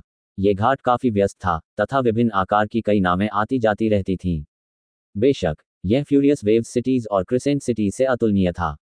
आखिरकार तियान कबीले के सभी लोगों के पास पंख हैं। कई मामलों में उन्हें जहाज कहलाने की भी आवश्यकता नहीं होगी। सभी लोग नाव से नीचे उतरे ही थे कि उन्होंने एक समूह को शहर की ओर से आश्चर्यजनक गति से भागते हुए आते देखा। कुछ ही देर बाद वे घाट से केवल हजारों मीटर की दूरी पर थे, जहां कम से कम कुछ 100 तियान कबीले के लोग थे। इस समय न केवल गुयंग, कियू जियान और बाकी लोग हैरान थे, उन्होंने अवचेतन रूप से तांग हुआन को देखा, और घाट पर मौजूद तियान कबीले के बाकी लोग भी दंग रह गए। भीड़ की आश्चर्यचकित निगाहों के सामने तियान कबीले के लोगों का समूह और करीब आ गया। कुछ ही देर में एक सफेद छाया जमीन पर तैरकर आ गई। वह एक लंबा सफेद वस्त्र पहने बुजुर्ग व्यक्ति था, जिसके बाल सारस जैसे थे। 20-30 मीटर की दूरी से सफेद कपड़े पहने बुजुर्ग ने अपने पंख फैलाए और जोर से हंसा। सम्मानित अतिथि आपसे मिलने आए हैं और आपका स्वागत करने के लिए बहुत दूर नहीं गए हैं। मुझे माफ कर दो, मुझे माफ कर दो। जब वह बोल रहा था तो तियान कबीले के बाकी पुरुष और महिलाएं एक के बाद एक नीचे उतरे और उसका स्वागत करने के लिए 2 लंबी पंक्तियों में उसके पीछे खड़े हो गए। लेखक का नोट, आपके पुरस्कारों के लिए धन्यवाद, आपके मासिक टिकटों के लिए धन्यवाद। आप अंततः मासिक टिकटों पर तीसरे स्थान पर पहुंच गए हैं। आइए हम अपने बीच की दूरी को बढ़ाते रहें। क्या ये पवन पंख शहर का स्वामी भगवान फूतू नहीं है? सम्मानित ग्राहक, क्या ये मानव कुल के सम्मानित अतिथियों का समूह है? इतना बड़ा दृश्य बनाते हुए मुझे आश्चर्य होता है कि उनकी पृष्ठभूमि कैसी होगी। कोट। आसपास के तियान कबीले के लोगों की फुसफुसाहट सुनकर गुयंग, कियू जियान और बाकी दर्जन भर लोग और भी अधिक चकित हो गए। हालांकि अपने दिल में वे समझते थे, यह निश्चित रूप से तांग हुआन की वजह से था कि फेंगयू शहर के सिटी मास्टर फुतू व्यक्तिगत रूप से उनका स्वागत करने के लिए घाट पर आए थे। इस समय बूढ़ा आदमी पहले से ही गुयंग और अन्य लोगों के पास बड़े कदमों से चला आया था, लेकिन उसकी नज़र तांग हुआन पर पड़ी। चलते समय वह ईमानदारी से मुस्कुराया और कहा, ये बूढ़ा आदमी फेंग यू शहर का नगर स्वामी फुतू है, क्या ये भाई तांग हुआन है? जब तक उन्होंने बोलना समाप्त किया, फुतू और अन्य लोग एक दूसरे से 2 मीटर से भी कम दूरी पर थे। ये सुनकर गुयंग, कियू जियान और बाकी सभी लोग थोड़ा चौंक गए। फुटू ने वास्तव में एक ही नज़र में तांग हुआन को पहचान लिया, और घाट पर मौजूद बाकी तियान कबीले के लोगों ने जब तांग हुआन 2 शब्द सुने तो उनकी आंखों में आश्चर्य का भाव प्रकट हुआ। Opening parenthesis closing parenthesis. Tang Huan का नाम न केवल गौरव महाद्वीप और मूल महाद्वीप में सभी के लिए जाना जाता था, यहाँ तक कि इस पवित्र आत्मा महाद्वीप में भी उनके बारे में सुनना अत्यंत दुर्लभ था। बेशक, क्योंकि वे बहुत दूर थे, इसलिए उन्होंने जो कुछ सुना वह बहुत पहले की खबरें थीं। लेकिन फिर भी तांग हुआन की सभी उपलब्धियां उन्हें चौंकाने के लिए पर्याप्त थीं। पिछले 2 वर्षों में मानव कुल में प्रकट हुई सबसे प्रतिभाशाली युवा प्रतिभा वास्तव में पवित्र आत्मा महाद्वीप में आ गई थी। मैं तांग हुआन हूँ। तांग हुआन ने मुस्कुराते हुए सिर हिलाया और उसकी आंखों में उपहास की झलक दिखाई दी। नगरपाल फू, आप क्या कर रहे हैं?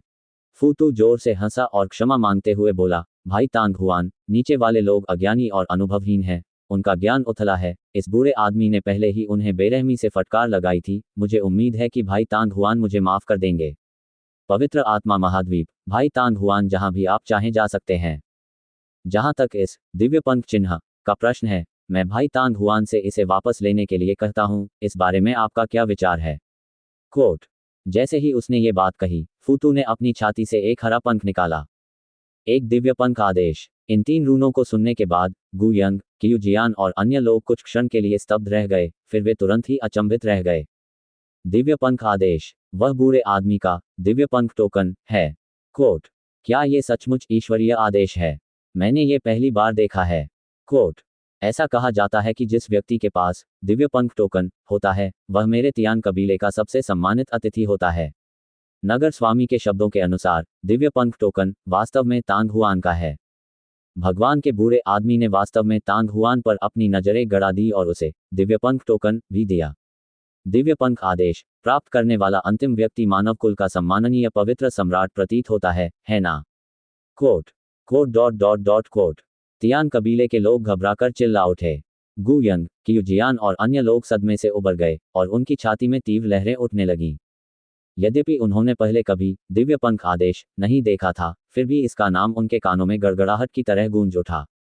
100 साल से भी अधिक समय पहले तियान कबीले के जिंगमेंग ने उन्हें दिव्य पंख टोकन उपहार में दिया था और उन सभी पहाड़ों और नदियों को आमंत्रित किया था जो अभी तक मानव कबीले में एकीकृत नहीं हुए थे।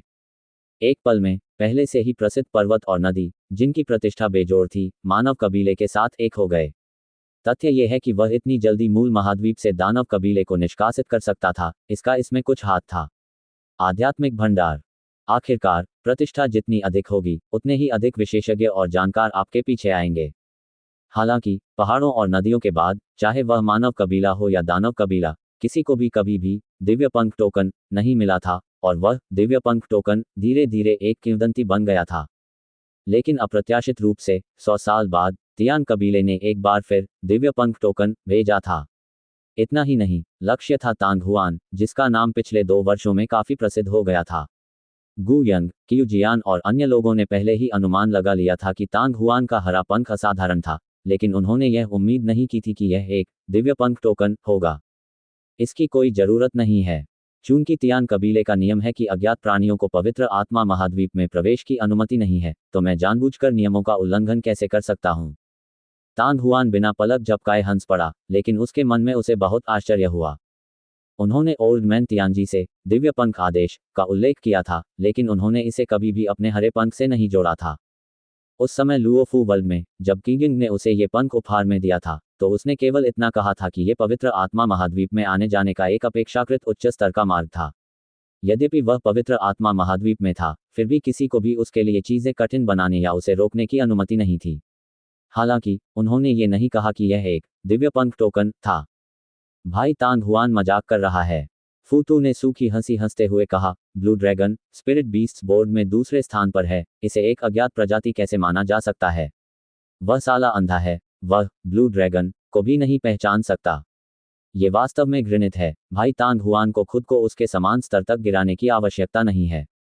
सच कहूं तो मुझे भी इसकी उत्पत्ति का पता नहीं है, लेकिन मुझे लगता है कि मेरे लिए इस पवन पंख शहर में कुछ समय तक रहना बेहतर है। जब मेरे दोस्त फेउन से लौटेंगे तो मैं उनके साथ चलूंगी। तांग हुआन ने धीरे से कहा, लेकिन वह मन ही मन अपने दिल में उपहास कर रहा था। अपने मुंह से वह वास्तव में उथला, अज्ञानी और अल्पसूचित बन गया।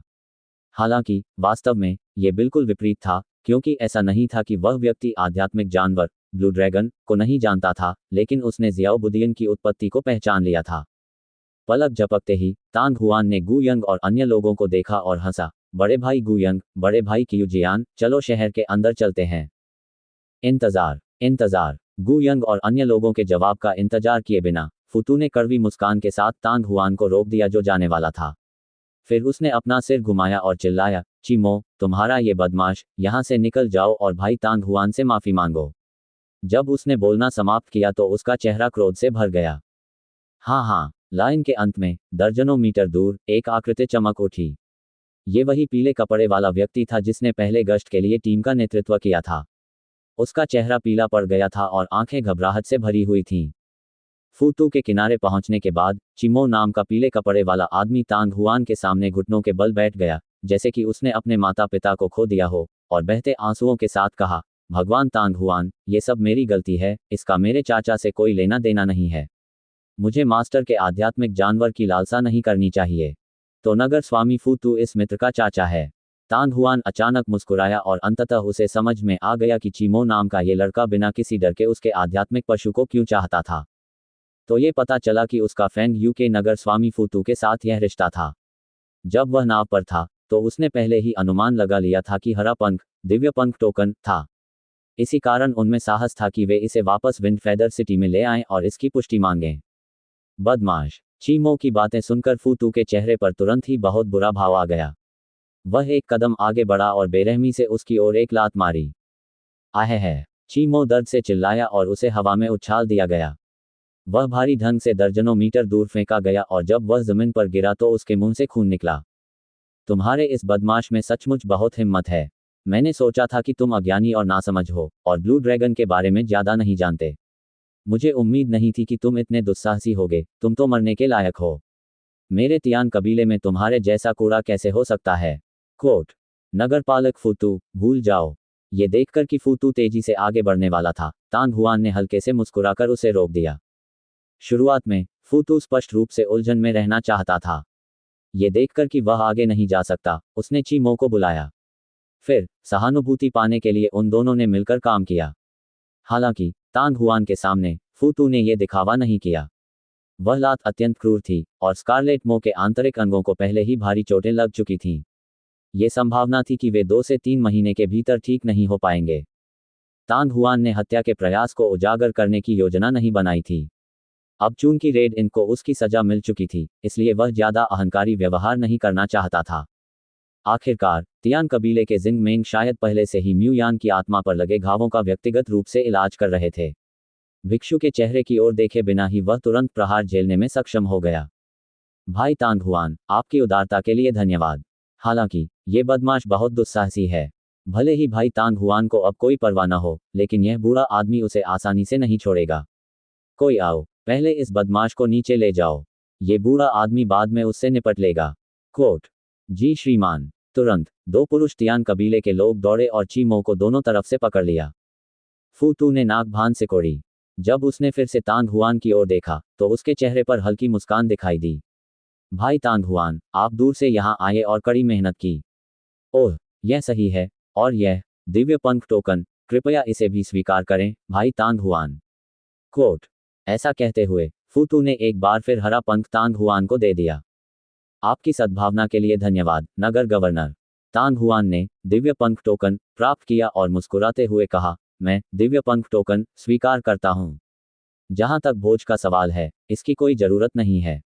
हालांकि यदि यह नगर स्वामी के लिए सुविधाजनक हो तो क्या आप हमारे लिए कुछ अच्छे घोड़े तैयार कर सकते हैं। कोट। कोई समस्या नहीं, कोई समस्या नहीं। कोट। लगभग आधे घंटे के बाद तांग हुआन, गु यंग और बाकी लोग शहर से बाहर निकल चुके थे और उत्तर पूर्व की ओर बढ़ गए थे। इस समय सभी लोग एक ऊंचे घोड़े पर सवार थे। इस दुनिया में घोड़ों के शरीर तांग हुआन की पिछली दुनिया के घोड़ों से बहुत बड़े थे। तियान कबीले के लोग अकेले ही उड़ सकते थे, उनके लिए घोड़े चाहे कितने भी अच्छे क्यों न हों, वे सिर्फ सजावट के सामान होते। हालांकि इस पवन पंख शहर में कई अच्छे घोड़े थे जिन्हें मानव कबीले और दानव कबीले के व्यापारियों को ऊंचे दामों पर बेचा जा सकता था। बेशक तांग हुआन और अन्य लोगों ने एक भी सोने का सिक्का नहीं लिया, और यहाँ तक कि उनका मार्गदर्शन करने के लिए 2 स्तर 7 जादूगरों को भी भेजा था। अभी 2 तियान कबीले के जादूगर आकाश में तेज गति से उड़ रहे थे। दादा दादा, घोड़े के खुर जमीन पर टकराते रहे और वे दूर होते चले गए। जल्द ही वे फेंग यू शहर से बिना कोई निशान छोड़े चले गए।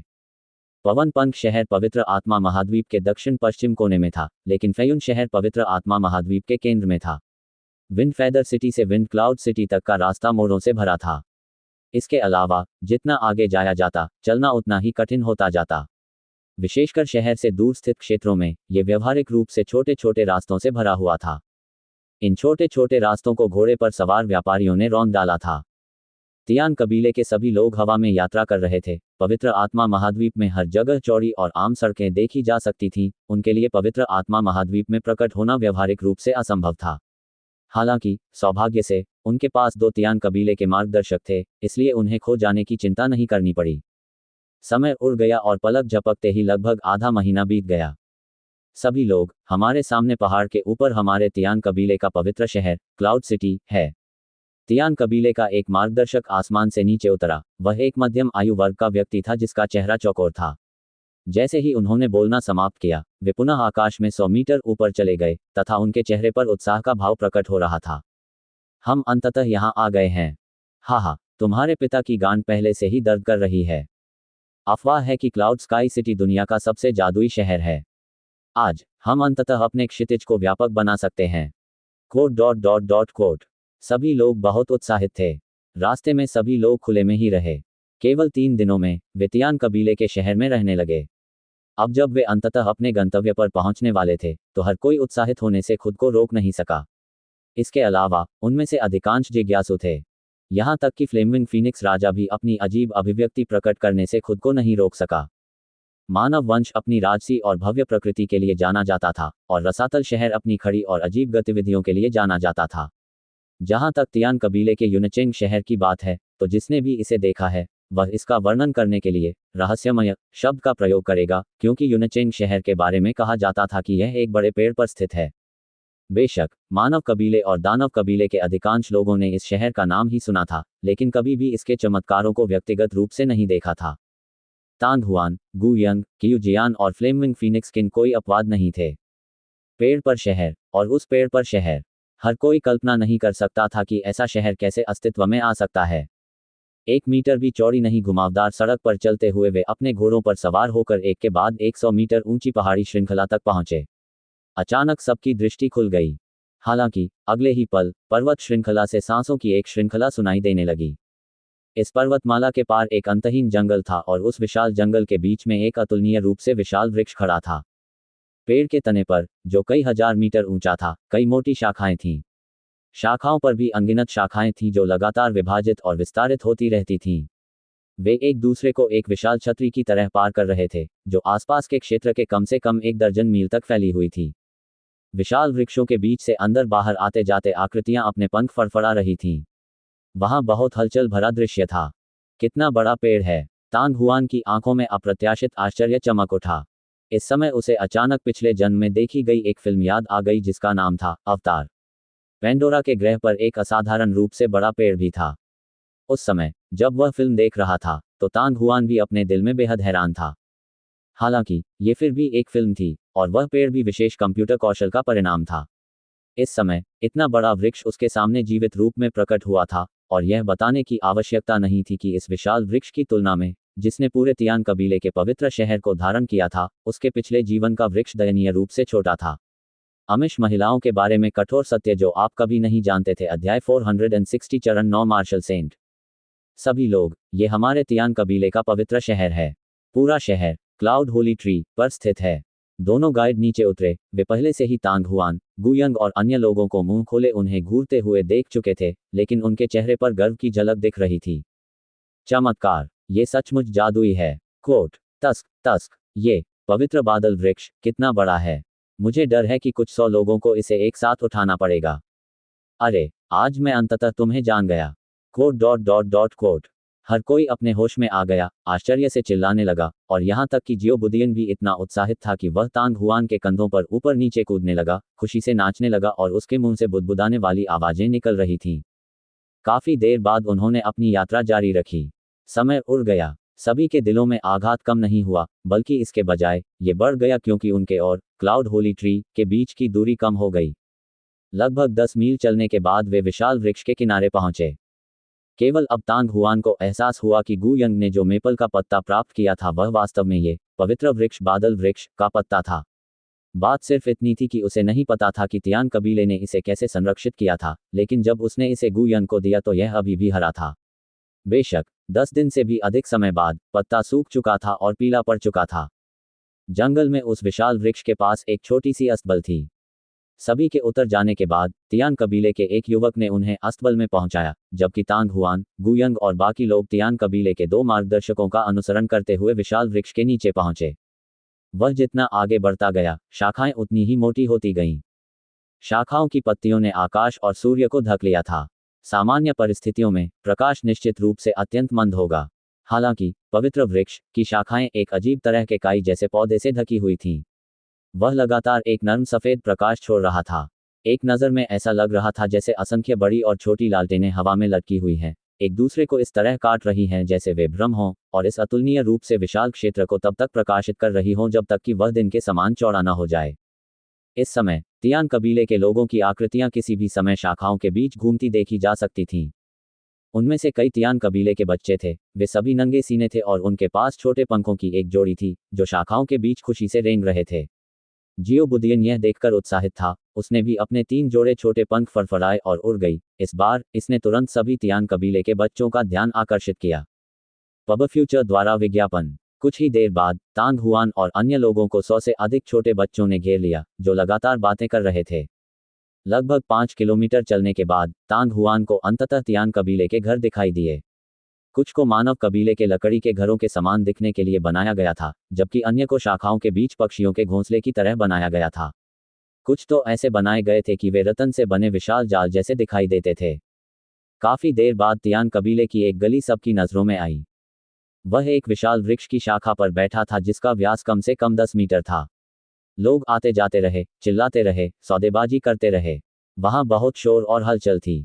पेड़ की शाखाओं पर दुकानों की कतारें भी थीं जो हर तरह की वस्तुओं से भरी हुई थीं। गुयंग, क्यूजियान और अन्य लोग शहर में प्रवेश करने वाले देहाती लोगों की तरह थे, और उनके मुंह से निकलने वाले उद्गार कभी बंद नहीं हुए।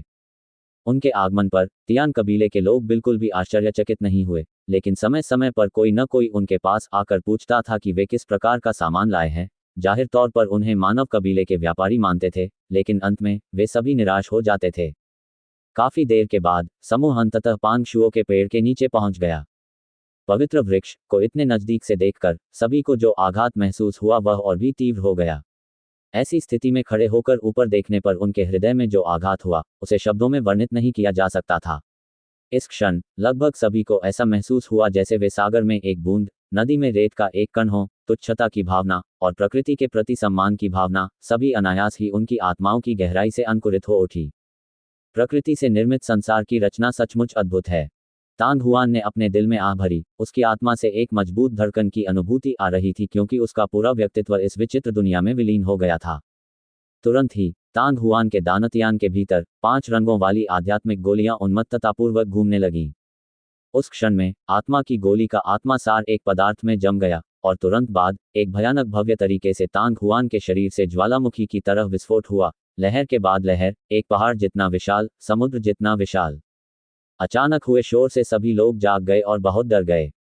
एक पल में, चाहे वह गुयंग, क्यूजियान और अन्य 2 तियान कबीले के मार्गदर्शक थे, वे मजबूत प्रभाव के तहत पीछे हटने से नहीं बच सके। हजारों तियान कबीले के बच्चे, जो शियाओ बुदियन के बहकावे में आ गए थे, तुरंत ही 100 मीटर दूर उड़ गए। उनके चेहरे पीले पड़ गए। जब उन्हें होश आया तो वे डर के मारे चिल्लाने लगे और दूर भाग गए। एक क्षण के लिए केवल फ्लेमिंग फीनिक्स किंग ही दूर खड़ा रह गया। पब फ्यूचर द्वारा विज्ञापन। ये है। दर्जनों मीटर पीछे हटने के बाद गुयंग और बाकी लोगों ने अपने कदम स्थिर किए। उनके चेहरे आश्चर्य और संदेह से भरे हुए थे। तियान कबीले के 2 मार्गदर्शक न केवल तांग हुआन के शरीर से निकलने वाली भयानक आभा से हैरान थे, बल्कि फ्लेमिंग फीनिक्स राजा की ताकत से भी हैरान थे। यहाँ तक कि पूरी यात्रा में उन दोनों ने उसे केवल एक मार्शल योद्धा के रूप में ही माना था जो गुयन के बराबर था। लेकिन अब उन्हें एहसास हुआ कि उसकी ताकत उनकी कल्पना से कहीं ज्यादा थी। वह ऐसे ही स्टेज 9 मार्शल सेंट क्षेत्र में कदम रखा। तांग हुआन से कुछ मीटर पीछे फ्लेमिंग फीनिक्स किंग ने अपनी खूबसूरत आंखें चौड़ी कर लीं। उसके आकर्षक और सुंदर चेहरे पर आश्चर्य की एक छिपी हुई झलक थी। तांग हुआन की साधना पहले ही 8वें चरण के चरम पर पहुंच चुकी थी, इसलिए उसे ये बात बहुत पहले ही पता चल गई थी। वह ये भी समझ गई कि तांग हुआन का 9वें चरण का मार्शल संत बनना केवल समय की बात थी। हालांकि इस स्थिति में तांग हुआन ने कभी भी कुछ भी साधना नहीं की थी और न ही समझने की कोशिश की थी। वह केवल कुछ समय के लिए बादल के पवित्र वृक्ष के नीचे खड़ी थी और फिर स्वाभाविक रूप से टूट गई, जिससे उसे और भी अधिक अथाह महसूस हुआ। उस समय अपनी ताकत को 9वें चरण तक बढ़ाने के लिए उन्होंने काफी प्रयास किया था। अपनी शक्ति को एक नए स्तर तक बढ़ाने के लिए फ्लेमिंग फीनिक्स किंग को भी बहुत प्रयास करना पड़ा। यद्यपि वह पुनर्जन्म में सफल रहा, परंतु ज्वाला हृदय की कमी के कारण उसका प्रभाव बहुत कम हो गया। 9वां चरण। भाई तांग हुआन स्टेज 9 मार्शल संत बनने वाले हैं। कोट। भाई तांग हुआन ने सफलता प्राप्त कर ली है। स्टेज 9 मार्शल सेंट में प्रवेश। ठीक है ठीक है। कोट। फ्लेमिंग फीनिक्स किंग की आश्चर्यचकित आवाज सुनकर गु यंग, क्यू जियान और अन्य लोग एक पल के लिए स्तब्ध रह गए। एक 18 वर्षीय स्टेज 9 मार्शल संत। मानव कुल के इतिहास में ऐसा पहले भी हुआ था, लेकिन पिछले कई हजार वर्षों में ऐसा पहले कभी नहीं हुआ था। ऐसा कहा जाता है कि 100 साल पहले के माननीय पवित्र सम्राट 20 साल की उम्र में ही स्टेज 9 के मार्शल संत बन गए थे।